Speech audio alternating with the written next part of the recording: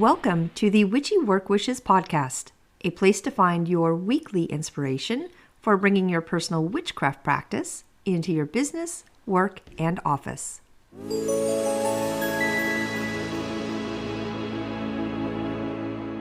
Welcome to Witchy Work Wishes. I'm your host, Charlene, and today's episode, which is number 94, is all about the full moon and how we can work with this very energetic and fun phase of the moon's cycle.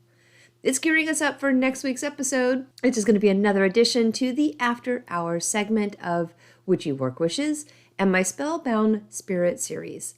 And we're going to be making full moon cocktails. Yay! Now, I have not done pre-episodes like this one with the other two phases, that we've done so far. Those are the new moon cocktails and our waxing moon cocktails. But, for the full moon, I think it's needed. This is a highly recognizable phase of the moon that many, many people celebrate in one way or another. So you know what? I'm taking a little bit more time on this phase just so I can share as much as possible about it with you. But first, I do like to pull some things I did over the weekend to help with my own personal practice. We had a lot going on this past weekend, right? Lunasa was Thursday. We had a dark moon on Friday and Saturday. We had a new moon on Sunday and Monday. And here we are on Wednesday, back in a waxing phase. I'm just tired saying all of that. I'm just kidding. But it was a lot, right? It ended up being a lot. So I did build a bunch of furniture for the second location. In fact, honestly, I finished it. I built everything. So, this is for the second location for my office.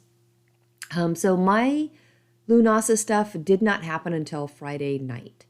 And I was able to get my fire pit actually set up so I could go out and do some fire rituals with it. But I don't know, I felt uneasy. It was the first fire I've had at this new location. And I felt exposed and I don't know, just not right. I burned some herbs for protection along with the pieces of wood, and which I almost do now when using the fire pit. And that was all good, but I just could not settle. I could not relax outside. So I ended up coming in and working with my candles inside. Honestly, I think it was the dark moon energy.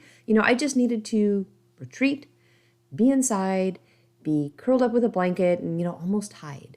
Have that time that was protected and away from the outside world. Now, I did make my 2024 besom, and it's another handheld witch's broom that is now on my altar. I did bake some garlic bread using the early harvested Odin, the little Odin garlic that I grew myself. But I did not end up doing the corn dolly like I thought I would, so maybe next year. Now, my big move from June is settling in. The second location for my bookkeeping and payroll practice is coming along, and it's actually looking like an office now from this past weekend and all that furniture that I added in. I mentioned building it all on Thursday and Friday, but I also did a really nice, cleanse with the new moon on Sunday. And I feel like it's ready. It's ready for me and my staff to start working in. It's not done, but it's in a working condition now. So I will schedule something with the local Chamber of Commerce. So, I can host an open house in August. We're getting there. We are getting there. Now, the residential portion of the move, it's settling in too. And what's fun is that I've niched out a working witch's office inside it. That is also not done, but I have a bunch of good ideas for it. In fact, it is where I'm recording today's podcast, at my new witchy desk. Yay! But I have found I've been able to spread out a bit more in this new home. I'm still letting things settle, organically, and then tweaking once I want to commit to the placement of everything. So it's a process, to say the least. I also started doing some research on the Lionsgate portal coming up. I do think there's a bunch of power in our numbers, but it's not something I have actively practiced in the past. I'm aware of repeating numbers. I certainly have my favorite. The boys have their favorite number.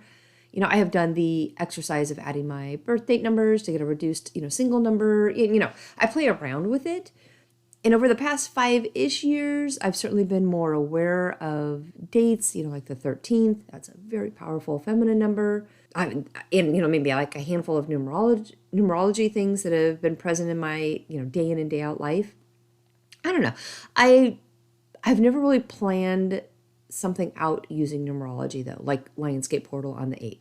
And if you don't know what that is, the quick rundown is that it is basically believed to be a time of increased cosmic energy and heightened spiritual awareness. The Lionsgate Portal is linked to the alignment of the sun in the zodiac sign of Leo, the star Sirius, the constellation Orion's Belt, and Earth. And this alignment is believed to create a powerful surge of energy. Now, the date August 8, right, 8/8, is significant in numerology because the number 8 is associated with abundance and power and transformation. So the repetition of the number is thought to amplify these energies. The Lionsgate Portal is often associated with ancient Egyptian beliefs and the rising of the star Sirius, which was really significant in Egyptian cosmology. Sirius rising coincided with the annual flooding of the Nile River, which is a huge time of renewal and abundance for them. So many people who follow this belief see the Lionsgate Portal as a time for spiritual growth, for self-discovery, and manifestation. It's considered an opportunity to set intentions, focus on personal goals, and embrace transformative energies. Now, those who observe the Lionsgate Portal often engage in meditation, visualization, exercises, and other spiritual practices to harness the energies and seek clarity, healing, and empowerment. So it's coming up. It's tomorrow. This episode airs on Wednesday, August 7th. So the Lionsgate Portal is tomorrow. I would love to know if you guys are doing anything for it and with it. I'm going to add that into my Q&A. But I'm really curious to see if you are following the energy. I think I'm going to slate something out and give it a try this year. All right, full moon. There's so much energy with this phase. So let's head over to today's episode all about the full moon and the herbs and the energy and the rituals that we can do to work with it.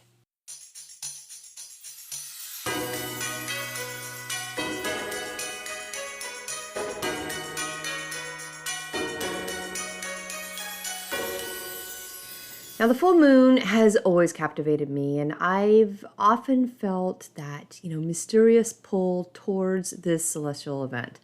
Really do believe in its power to influence both the natural world and our inner selves. By harnessing this energy, I have found ways to enhance my own personal emotional well-being, set powerful intentions, and honestly connect more deeply with the rhythms of the universe. In addition to that, well, over time, this is when I have found that spirits usually visit me. Now, in my experience, a full moon is a time of heightened energy and illumination. It's as if the universe is, holding up a mirror, reflecting back to us our true selves and the things we need to address. During this time, I've learned to embrace introspection, using the moon's light to shine a spotlight on my thoughts and emotions. Every full moon, but many of them. I set time aside for meditation, allowing myself to fully immerse in the energy of the moment. Now, this practice has helped me gain clarity on various aspects of my life, from personal relationships to professional goals. And one of the most impactful ways that I work with full moon energy is through intention setting and manifestation. The full moon symbolizes completion and fruition, making it an ideal time to review and to celebrate progress, as well as ways to release what no longer serves me. Now, you guys know I'm a goal maker. You know I love my to-do list. So it's important for me to physically write down my intentions and goals, visualizing them with as much detail as possible. Now, by aligning my intentions with the moon's energy, I feel a powerful boost in my ability to manifest my own desires. So this ritual has become a pretty good cornerstone of my own personal practice, reinforcing my commitment to my personal growth and transformation, both my personal and my professional life. So another significant aspect of Working with full moon energy for me is the practice of gratitude. Under the full moon's radiant glow, I like to reflect on the abundance that's in my life and, express my gratitude for the blessings I have received. This not only raises my own vibration, but it helps me to cultivate that positive mindset that I not only love, but need. I found that by, keeping a gratitude journal, writing things down, like 3 things that I'm grateful for during each full moon, it really does have a profound effect on my overall well-being. It's easy for me to get caught up in the things that I'm always working towards, right? The projects that I'm working on and all the stuff that I have to do, right? But the practice of being thankful and grateful anchors me in the present. And, that present moment of reminding me of the continuous flow of abundance that I'm really so lucky to have in my own life. So working with the full moon has honestly profoundly enriched my life. It has taught me the importance of reflection, of intention, gratitude, and creativity. And each full moon is a reminder of the cyclical nature of life and the endless opportunities for growth and renewal. And by embracing the energy of the full moon, I continue to align myself with those natural rhythms of the universe, which helps me to foster a deeper connection to myself and to the world around me. And I have a chance to do this, just like you do, each month.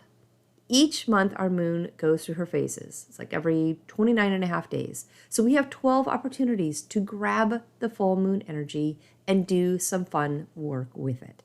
All right, let's talk about those 12 full moons first that happen every year. They are the wolf, snow, and worm moon for quarter 1, the pink, flower, and strawberry moon for quarter 2, the buck, sturgeon, and harvest moon for quarter 3, and the hunter, beaver, and cold or oak moon for quarter 4. So the wolf moon in January and the December cold moon, they both can be often called the cold moon, but the wolf moon is our January full moon. But I have heard some people refer to it as the cold moon. The snow moon is our February full moon, and it can also sometimes be called the bear moon. Our worm moon, this is our March full moon, and it can be called the crow moon sometimes. For quarter 2, we've got our pink moon that starts us off in April. This can sometimes be called the egg moon. The flower moon is our May full moon, also referred to as the milk moon.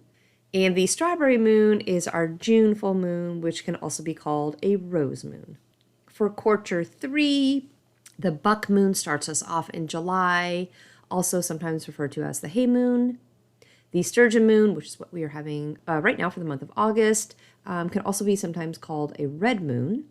And then we've got the harvest moon in September, which is appropriately called the corn moon as well. And then for quarter 4, we've got the hunter moon in October, also sometimes called a blood moon. The beaver moon happens in November. This can also sometimes be called a frost moon. And then December wraps it up with the cold moon, which is also called the oak moon. All right, so those are our 12 full moons of each calendar year. And if you work with the Wheel of the Year calendar, those full moons are honestly going to tie into and remind us of what's actually happening at that moment in connection with it. They really are tied to the natural cycles of the year and then what's going on in the seasons. So if you think about the snow moon in February, yep, if you're in that climate, there's probably snow on the ground. The worm moon is called that in March because that's when things frost and the worms start to come out of the ground. April showers always bring May flowers, right? Think of Beltane in May, on and on and on. Each one it really does tie and refer to something happening in that month. Now, let's grab our herbs. Working with our herbs during the full moon really can embrace the spiritual and energetic aspects of our rituals. So I pulled what I think are probably going to be our top 9. They're commonly associated with a full moon. They're going to be mugwort, jasmine, lavender, sage, chamomile, rose, lemon balm, bay laurel, and yarrow. Now, mugwort, this herb is really used to enhance our psychic abilities It helps to promote vivid dreams and definitely aids in our meditation practices. We can use this on our, for like dream pillows, in teas, incense, and I definitely use it in my fire workings. Jasmine, this one is going to be used more to invoke the divine feminine energy, which the moon is heavily tied to. It helps to support love spells, and it definitely aids in relaxation. Applications for this one are probably going to be with our essential oils, bath infusions maybe, and incense. Now, lavender is a good one for a full moon. This herb is all about calming the mind. It helps to purify our spaces, and it definitely promotes peace. Applications for lavender can be with use in our sachets, with essential oil, and anointing our candles. Sage is another good herb. This one definitely cleanses negative energy. It protects the space and it enhances clarity. Applications with sage can be smudging sticks, teas, and incense. And I've got a lot of kitchen sage that I grow that I also use in my fire workings. Chamomile is another great herb for the full moon. Promotes relaxation, encourages peaceful sleep, and it also can aid in our meditation. Applications with chamomile, I say, would be like teas, bath infusions, and sachets. Rose is a good one here too. Definitely we're going to tie that one with love enhancements, our beauty spells. I always love the, the self-love aspect that rose promotes, and it definitely opens up our hearts. Applications are going to be petals for baths, essential oils, and teas. Now, lemon balm, I used that one in a previous one. This one is about calming the mind, lifting the spirit. It aids in our emotional healing as well. Applications with lemon balm are going to be like teas, tinctures, and bath infusions. I also pulled bay laurel. This one's really good for enhancing wisdom, promoting our prophetic dreams, and offering protection. Applications for bay laurel are going to be good with our dream pillows, like teas and smudging. Yarrow is also a good one with the full moon. This one's about protection. It enhances our psychic abilities, and it aids in divination. Applications with yarrow can be, like our teas, our incense, and bath infusions again. Now, incorporating these herbs into your full moon rituals can help to deepen your connection with the lunar energy and enhance your spiritual practices. Each individual herb is going to bring a very unique property and benefit, which allows us to create that, harmonious and potential ritual experience. Whether you're going to use it in a tea, in incense, bath infusions, or whatever your application is, certainly like the fire magic that I like to do, these herbs, I think, can help you harness the transformative power of the full moon. So, spoiler alert, the 3 herbs that I have pulled for next week's cocktails are mugwort, jasmine, and the bay laurel. Okay, what about like our general full moon rituals in our practice? Now, I do think this can get very personal with our individual tastes and needs, and our disposition fluctuates, which dictates different needs at different times. Or for me, it does. So again, I always say you do you, but for some general stuff, like typically focused on during full moons, I have pulled a little handful to talk about today. So the full moon is such a recognizable time of the moon's phase. If for nothing else, you know exactly when it's happening, right? It's obvious. Other phases, maybe not so much. If you're not following a lunar calendar, you might not know exactly where the moon is on her monthly journey, just by looking at it. But not a full moon. Everyone knows when it's that time of the month. And we'll hear people say things like, oh gosh, I'm going to blame it on the full moon. What does that mean? Well, the phrase blame it on the full moon is often used to explain unusual or maybe even erratic behavior that seems out of the ordinary. It stems from the belief that the full moon has an effect on people's emotions and actions, potentially causing them to act differently than usual. This idea has been perpetuated by folklore and various cultural traditions that associate the full moon with heightened emotions, with increased activity, and even strange occurrences. So people might use this phrase humorously, right, or lightheartedly, when someone is acting oddly or when unexpected things happen, implying that the full moon's energy is responsible. It's a way of attributing blame to an external, mystical force rather than to specific circumstances, or personal choices. So the phrase is also commonly used in popular culture. Hi, baby. What are you doing? My puppy just came up to say hi. We're talking about the full moon. So it's a way of attributing blame, right, to an external, to a mystical force rather than to specific circumstances or personal choices. The phrase is also commonly used in popular culture, reinforcing the idea that the moon can have mysterious or supernatural effects on both people and situations.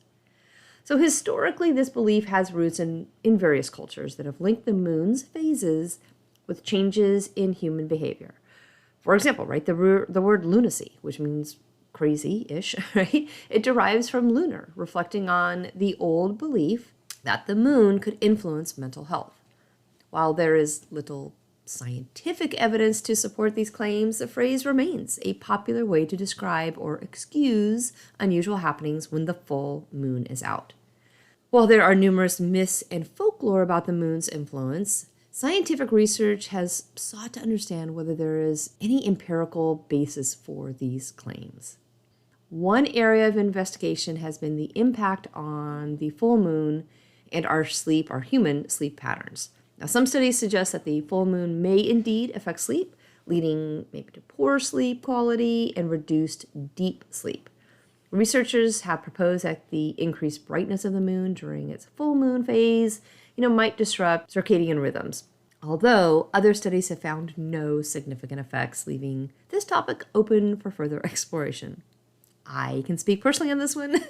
I would love to know your thoughts too.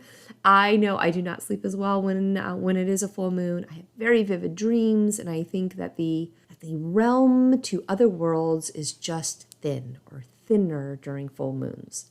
Spirits come around and things happen to me personally during a full moon. Now, another aspect scientists have explored is the idea that the full moon might influence human behavior and psychological states. Some theories suggest that the gravitational pull of the moon, which affects our tides on Earth, might also have subtle effects on the human body, given that it is composed largely of water. However, most scientific evidence does not support a direct link between the full moon and changes in behavior. For instance, analysis of crime rates, of hospital admissions, and psychiatric disturbances have generally found no consistent patterns that correlate with the lunar cycle. So while the full moon might coincide with particular events or behaviors, causation has not been firmly established through scientific research. I'm sure, though, if you ask hospital nurses and doctors, police officer, anybody in that those type of fields, they're going to say otherwise, as I think a bunch of people truly do swear by full moon activity. Well, despite the lack of scientific evidence supporting dramatic effects of the full moon on our human behavior and physiology, the moon's phases do have well-documented impact on the natural world, influencing animal behavior, plant cycles, and tidal movements. The full moon does have a significant impact on our planet in various ways, particularly through its gravitational effects, which are probably most noticeable in the form of tides. And while the moon itself does not directly affect the seasons, it plays an essential role in maintaining the stability of Earth's axial tilt, which does influence our seasons. So the most direct and observable effect of the moon on Earth is going to be our tides.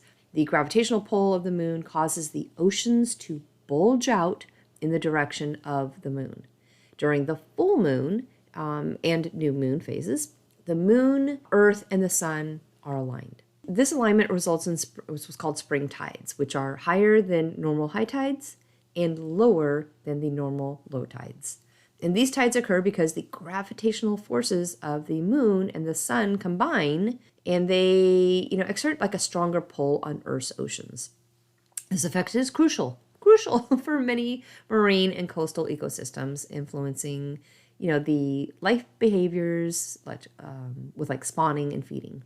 Now, while the moon does not directly affect our seasons, it does play the critical role in stabilizing the Earth's axial tilt.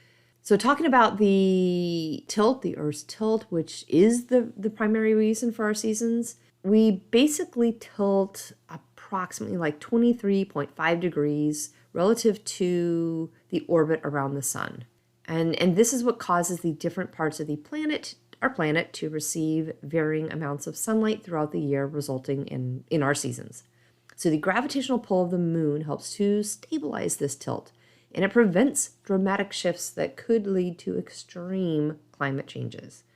Now, without our moon's stabilizing effect, our Earth's axial tilt could vary significantly, causing that, severe climate change and seasonal patterns. Beyond its physical effects, the moon has historically influenced cultural and agricultural practices related to the seasons. Many cultures have used lunar calendars to mark the passage of time and, kind of organize their agricultural activities. For example, farmers have often relied on lunar phases to guide planting and harvesting schedules, believing that certain phases of the moon can affect crop growth and yields. Now, while modern agriculture relies more on these scientific techniques now, the full moon really does continue to be a symbol and reference point in many traditional farming practices around the world. It's hard to think about how much influence the moon has over our Earth and not think it has influence over our bodies and minds too. But I'll let science catch up to us on that one. The full moon provides natural light, which has historically influenced human activity levels at night.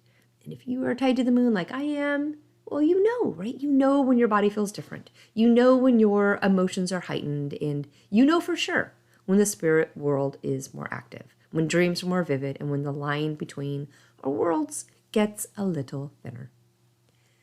All right, full moon energy. It's all about peak energy. It's about the completion of things. Now, I did a 3-part moon magic series back in 2023 that talks about all the amazing phases and what we can do with them. With a full moon, you want to focus on power, your own personal success, and charging things under the greatness of the full moon. Also having your intentions and goals reach their peak. It's a time of celebration. It's a time of completeness, and it's all about harvest and fulfilling your dreams. I think in our community, in our practices, witches often see the full moon as a time of heightened energy and opportunity, which really does make it a significant phase for various magical practices and rituals. The full moon is considered a powerful symbol of illumination, that completion that I just mentioned, abundance, offering an ideal moment for us to harness lunar energy for our own personal growth, healing, and transformation. Now, when planning out your own full moon activities, I would focus on probably 3 or 4 areas. Certainly the rituals that you like to perform, what in your toolbox needs charging, think about divination and meditation, and then also spell work and manifestation. I think one of the most common ways we can work with the moon is by performing rituals to honor the lunar energy and set our intentions. These rituals are certainly going to vary widely in each of our own personal practices, but they often include elements such as casting a circle, lighting candles, and using specific herbs. It can be one of the 9 that I mentioned, or something that you have found that really does help your personal practice with the full moon. Crystals are good too, that are going to correspond with the lunar energy. But I do think many of us use the full moon to focus on the completion, focus on the celebration, focus on that peak energy and the completion of things. Now, in as far as charging our tools, this is a great time, an excellent time for charging and cleansing our magical tools, our crystals, or any items that we are using in our practice. Many witches believe that the moon's energy can purify and recharge items, so restoring, their potency can happen during a full moon. This can happen by leaving our tools and our crystals outside. If that doesn't work, I've also used a windowsill before, but somewhere where they can bathe in the moonlight overnight. Moon water is a highly used tool in our practice. Love my water. I love my waters. And it can be for all the phases, right, of the moon cycle. But the full moon is going to have that specific energy that we can use. The practice of charging, though, it's really believed to enhance the item's vibrational energy and to cleanse them of any negative influences that they may have absorbed, during previous uses. Now, for our divination and meditation, I do think the full moon is favored. This heightened energy and illumination of the full moon is thought to, enhance intuition, our psychic abilities, which really does make it an ideal time for the tarot readings, for scrying, and other forms of divination. Now, many of us will use this time for meditation to gain insights on, or even clarity on personal issues, and then, seeking guidance from their higher selves or spiritual guides. Meditative practices during the full moon can also be a time for deep reflection, connecting with the subconscious mind and exploring dreams and desires. For our spell work and manifestation, I definitely think the full moon is a great time to focus on this and, drawing the positive energy into our lives. We can perform spells aimed at attracting love, prosperity, focus on our health, our success, and really utilize the full moon's energy to amplify our intentions. The full moon is seen as a time when magical energy is at its peak, right? Making it optimal for casting our spells that require that extra power and that extra intensity. We might also create moon water by leaving a jar of water under the moonlight, which is then going to be used in rituals and spells to imbue them with that lunar energy. Full moon is a powerful time for us to connect to the natural world and harness its energy for personal and spiritual growth. Whether we are doing that through divination, through spell work, the moon provides potent opportunity for us to align ourselves with the cycles of nature and manifest our intentions. Now, in the moon series that I did last year, I go in depth to the moon deities, but I did want to mention them real quick. The 5 main ones are female, are female lunar deities, but there is one masculine one, with the Norse. And honestly, there are a bunch of gods and goddesses associated with the moon, from African cultures to American cultures, Asian cultures, European, Oceanic cultures. But I do think the ones that we are most familiar with are going to be the Greek, Roman, Norse, and Wicca cultures, which are going to be Artemis. She is a Greek goddess. Diana, she is a Roman goddess. Selene, she is a Greek goddess. Hecate, she's also a Greek goddess. And then there's the triple goddess, which is in the Wiccan religion. And then Mani. Mani is with the Norse religion, and he is masculine energy.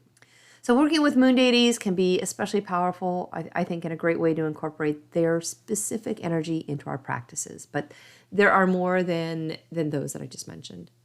And honestly, since I mentioned Mani, real quick, since I'm doing so much studying on Norse pagan practices, I did want to mention how they work with the energy of the full moon. And while there's not maybe like a single authoritative, way that the Norse pagans work with the moon cycles, there's definitely mentions of it in the reading that I'm doing. So the new moon is often seen as a time for beginnings and introspection. It might be set for using intentions, right? Making plans, starting new projects. And the Norse pagans use this time for self-reflection and to focus on personal growth. For the waxing moon, as she grows, it's considered a time for growth and development. And the Norse pagans focus on building energy, developing skills, or working towards goal setting during that waxing moon phase.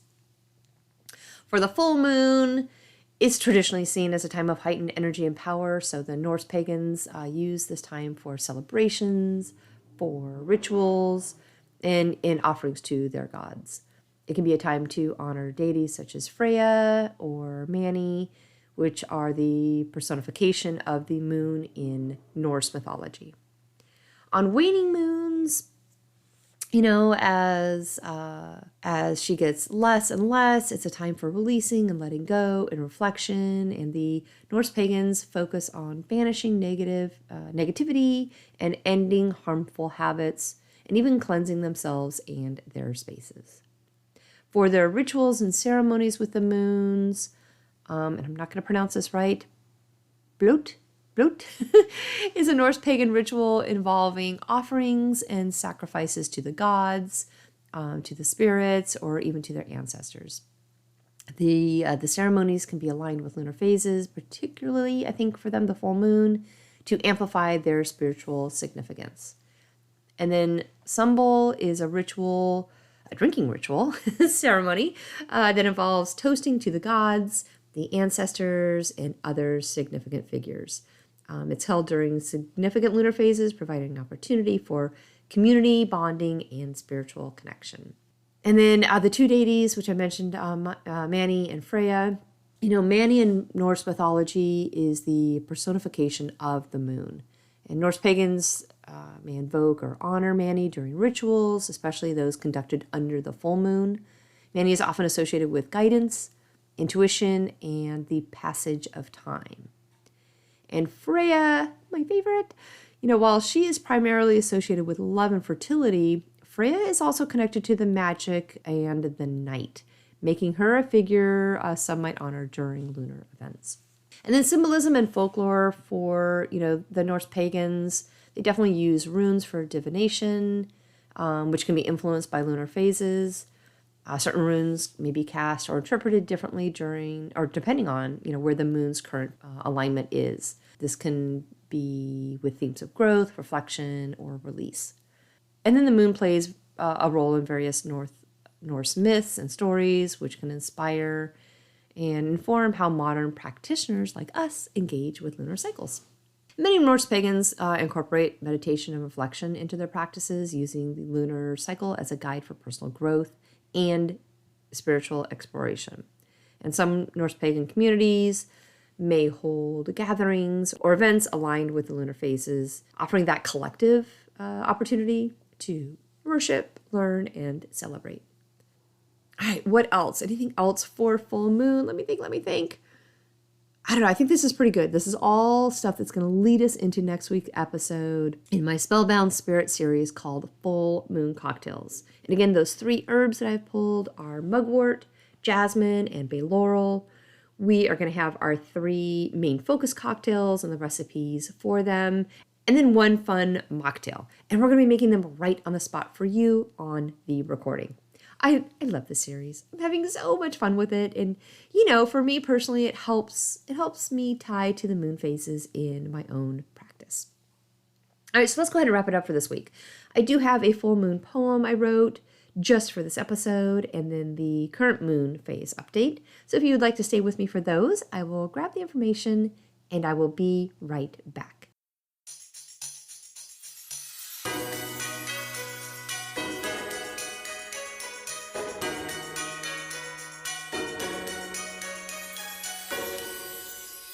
All right, for our poem, it goes. In the sky so vast a silver glows, the full moon shines a celestial show, casting light on fields of ancient trees and whispering secrets in the gentle breeze. Her radiant glow paints the night so bright, guiding witches through the quiet night, a guardian watchful in the starlit sky as silver beams on broomsticks fly.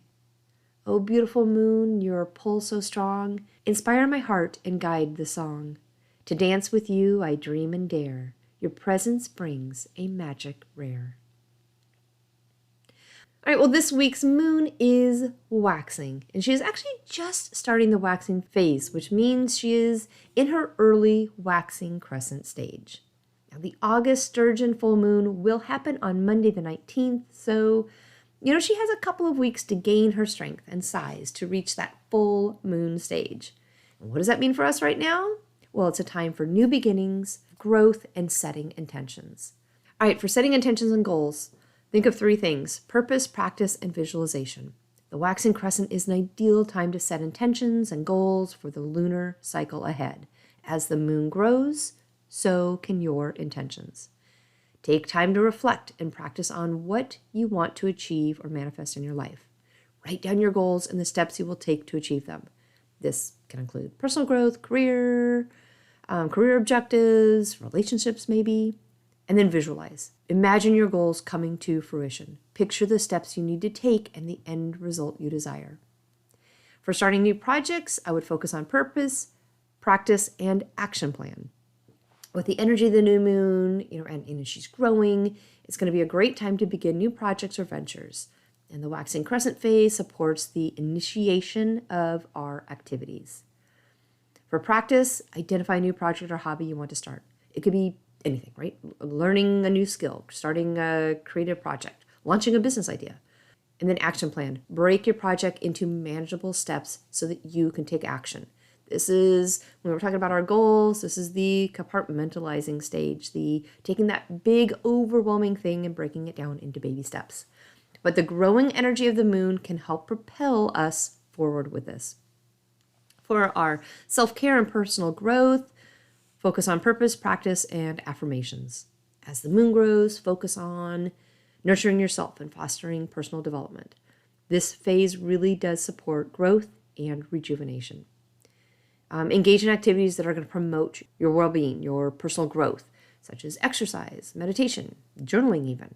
Consider what habits you want to cultivate or change. It is so much easier to add a new habit than try to break a bad one. Add stuff in. So, and then affirmations. Use positive affirmations to reinforce your intentions and mindset. Repeating affirmations can help strengthen your resolve and align your energy with your goals. Moon rituals in general, people like to perform them. I like to perform them. They can include lighting candles, using crystals, or, engaging in other spiritual practices to harness the moon's energy. Reflect on what you're grateful for and how these blessings can help support your new endeavors. New moon stuff, the waxing moon, this is all new beginning energy. And I will personally never say no to having the moon's energy help support me when starting them. All right, well, my friends, that is it for this week. I really do appreciate you being here with me today. I'm super excited for next week's episode in my Spellbound Spirit series where we are making full moon cocktails. Till then, I hope you have a great rest of your week, a wonderful weekend, and I'll talk with you on next week's episode.